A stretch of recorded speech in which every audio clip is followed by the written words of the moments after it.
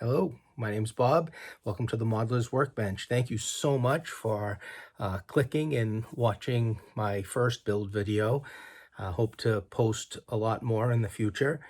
Being that this is my first video, it's a little bit on the rough side. What are we going to be building today? Well, we're going to be building fine scale miniatures ice platform.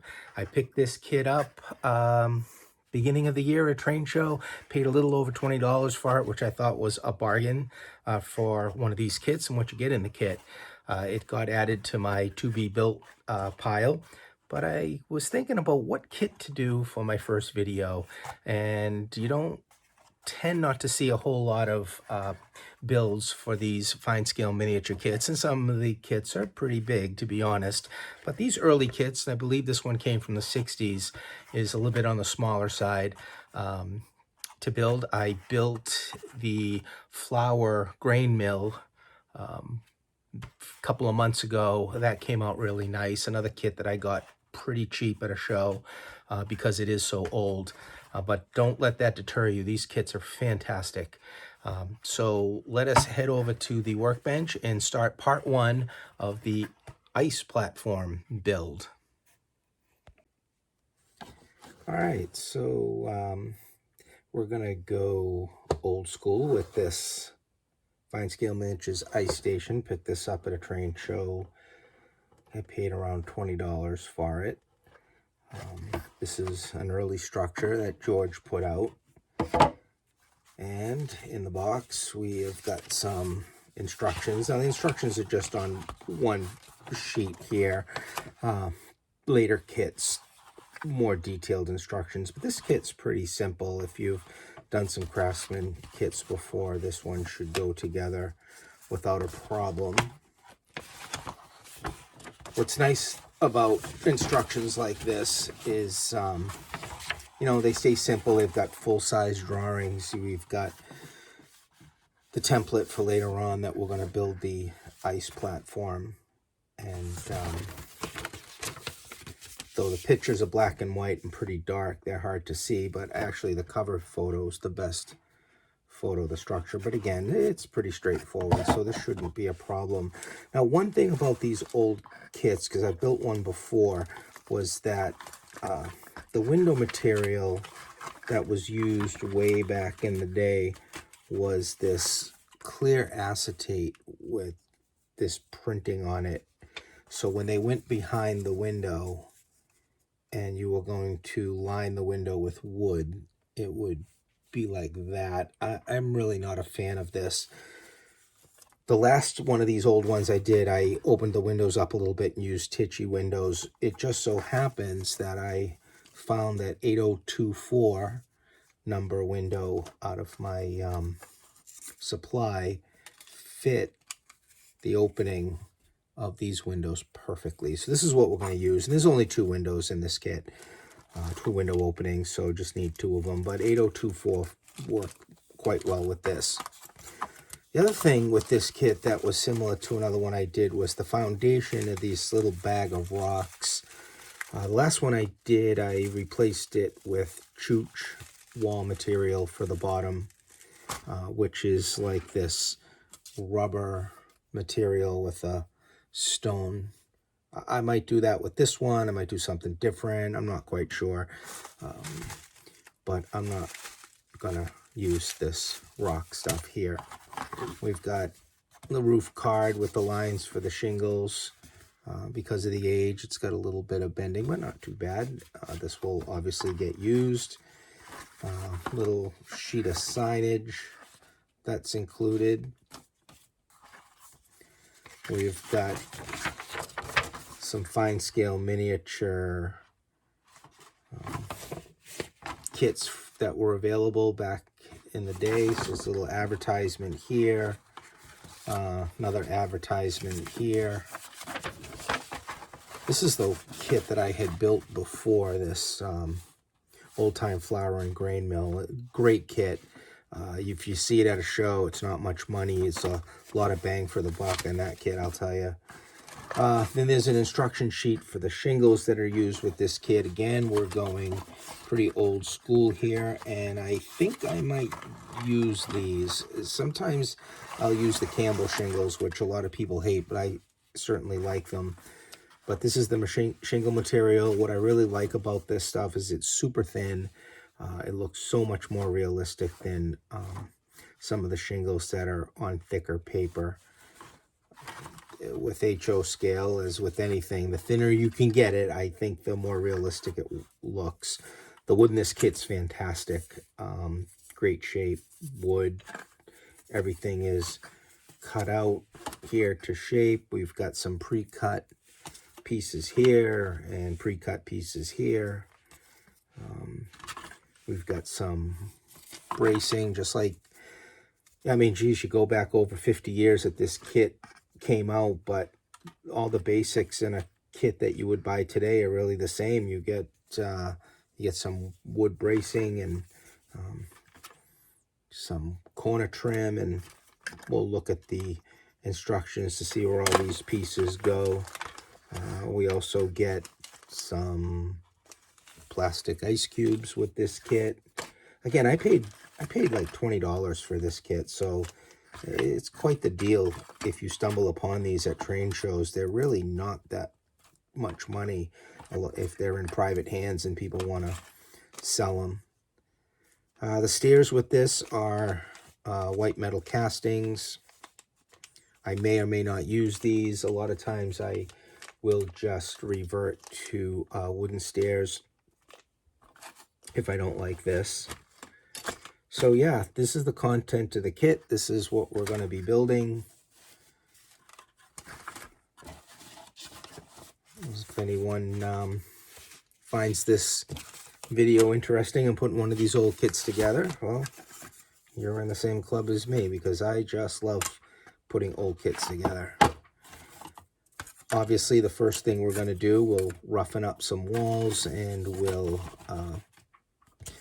put some staining on it. And I think the color, now the color in the instructions that George calls for is like a yellow.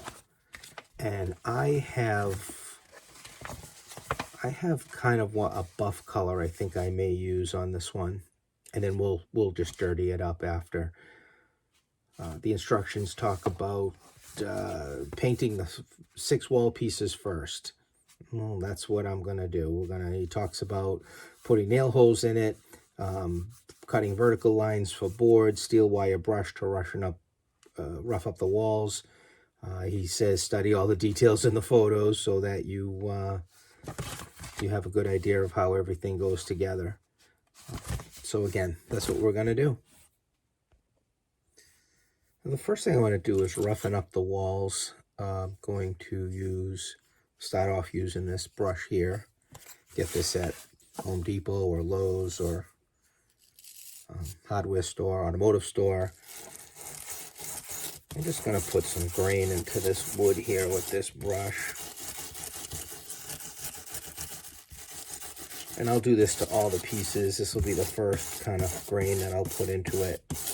I may go back with a blade and put some more grain into it. I do have a tool that I had picked up on Amazon. I'll show you here. This is some art tool that's used for scribing art or scribing board. I don't know if you can see this here. It's got little, very sharp little pins on it. This is kind of a nice little tool because if you can grab it and just slide it down across the boards, this will put a little deeper lines in it. Now, yeah, it's a bit time consuming, but you know, it's the journey, right? And what's really nice about this is the effect that you get of, if you want to do an older building, of real deep lines into the wood. I really like using this tool a lot. Again, some sort of a scratch tool that is used by some sort of like some artists is like some paper, and you can scratch your picture into it. So this is a nice tool to use also. And then you can also use a tool that you can pick up at Micro Marks. Another great one. This is a little adjustable wire brush tool. I never really use it when it's way out like this. I kind of pull it in tight, and this is a great one for getting in there in smaller pieces and just getting some grain into that wood. This does a nice job too. So I'll roughen all these boards up and then we'll stain them. All right, we're going to put some nail holes, and I used a little ruler, measured out about a centimeter. I'm going to put a lot of nail holes in this, so they're spaced out about a centimeter apart. You can space them out however you think they look good to you. I'm using this small square and pounce wheel, and just bringing them up to make some holes. I'm finding that the wall material here is pretty soft, so it's not taking much pressure on my part to put some pretty deep nail holes in this clapboard. There's another part of this wall prep that needs to be done that I forgot to mention, and that's that we're going to take a blade and we're going to make some individual boards, because otherwise it's just going to look like just full boards. So what the instructions tell you to do is to take a little blade, and I don't know if you can see it on the camera, but we're going to just pick out some vertical lines to make individual boards. Again, we're going to do all of this before we stain, and sometimes I'll stain the wood and put it under some heavy tiles that I got to keep them flat while they dry before I brace them. But I may brace these before I stain, because this stuff is pretty soft and it's already from age warped. So what I'm going to do is use my knife. I'll look at the photos that George provided here about how he made his board spacing, kind of lay it over there, and we'll make some individual boards, and that'll be the next step.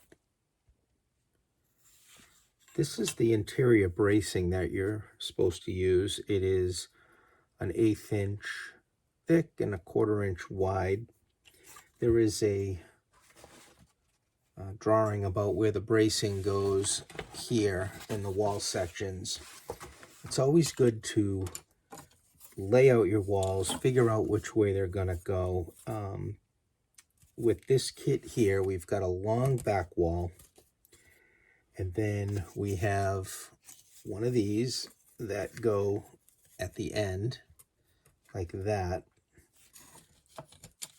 This little small one goes on the end here. We've got this one, which comes here. The tricky part with this kit, and again, if you look at the breakdown and you'll see, is that this other wall goes in the middle. So it's going to go like that. So when you brace, you can't have the bracing along this back wall all the way. It'll interfere with this gable-ended wall that cuts in the middle. The best way to deal with this is to, place this in where it's going to land, draw a little pencil mark so you know where you're at. When you brace, this one here will go right to the edge with that, because then we'll be able to use that to come up against the inside. So that's how we'll get that in together. So again, look at your walls, study the walls, where they're going to go before you just start throwing some bracing, so you don't end up having to cut any later. this wall here, it looks like the bracing can go all the way to the edge. So, so we'll probably do that too, because we're going to leave some space with that outer gable wall when that goes up against it like this. So we'll probably be fine with that one. So let me get some of these walls braced. I'm just going to use regular Titebond glue. I like this, dries fast, it's super strong. You can use white glue if you want. I mean, tacky glue works. And then the other thing to use when you glue some bracing is modified clothespins. And then we'll use those to hold the bracing down while it dries. So let's get the bracing done. All right, so we've got the walls braced. The bracing on the wider side, it just kind of overshot the window here. So what I did was I took some 1/8 bracing that I had in my scrap box, and that's what I put on the edge here. So basically it wouldn't interfere with this door. Actually, it's a door, and this is a door also, and then this is a window. So I threw some extra bracing, more than what the instructions said. You can never have enough bracing. What I'm going to do is put a base stain of this leftover Hunterline Creosote Black. I like this color. It's kind of like if you had mixed up a medium alcohol and India ink stain. It's got a nice color. It goes on, dries a little on the lighter side after the first coat, so you can always put a second coat on, but there's nothing complicated about this step. It's just staining walls. So I just get the brush loaded and kind of go across with the grain and get this creosote black on. We were talking earlier about the foundation work on this kit. What you're supposed to do is you're supposed to take this piece of strip wood, and you're going to measure up, and you're going to put a piece across here, kind of as a sill. Then you would take that bag of rocks that were provided in the kit, and you would put glue down on this bottom part and push all kinds of rocks into it, and then start painting it up. What I think I'm going to do, and on a later video I'm going to show you this X-Tool laser that I got, which really in the grand scheme of things aren't that much money. I have some of this pretty thick mat board that I pick up at Hobby Lobby, and ran some laser cut some strips on here. What this stuff makes really, really nice concrete. So what I think I'm going to do is we'll come up on the bottom, and this strip will be painted concrete, and then the sill will sit on the top of that. And again, this would be concrete, then the sill, and then we'll have the structure. So I think that's what I'm going to do for the base of this structure. I'm not 100% sure, but I think I'm kind of leaning towards that. So anyway, we're going to stain the walls. I've already stained the corner trim. I'm pretty much going to put this creosote black on everything as a first stain coat. So yeah, that's what I'll do. There's no sense in me running the video of me staining walls. But that's the next step. Now that they're braced, we're going to hit all these walls with stain. And then after that, I need to start thinking about what color I'm going to do this. All right, so what I did, I picked out a wall color. I'm using this deep ochre from Americana. I applied this with a sponge, just dabbed it on. You've seen other modelers do that technique. That's just a first coat. I'm going to go back with kind of a second here or there, so it'll give you, in spots, a little brighter color and then a little faded color. When we're all done with the structure, we'll do some weathering. So all of the walls got this deep ochre color, and then for the trim, I'm going with this folk art stain that I had. This is called Barn Red. It's much easier to use a sponge. Now it is a stain, it's not a paint, so it's gonna just get right into the wood like that. And that's what I decided for the color of the trim. Now, what you have to do on these two pieces, the two gable pieces, they're doors, and you've got to trim out the top and the sides with this 1/16 inch trim.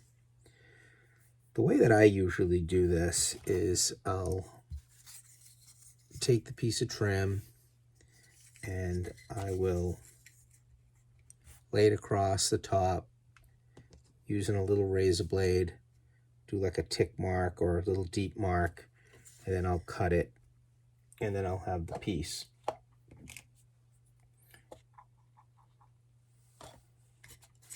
And then just a little glue on the inside here. One of the things that you do when you model for a long time is you use less glue compared to when you first start building kits like this. I remember when I was a kid and I would glue pieces together, and I would just use so much glue, smearing out and looking like a mess, but you really don't need a lot of it. Just a little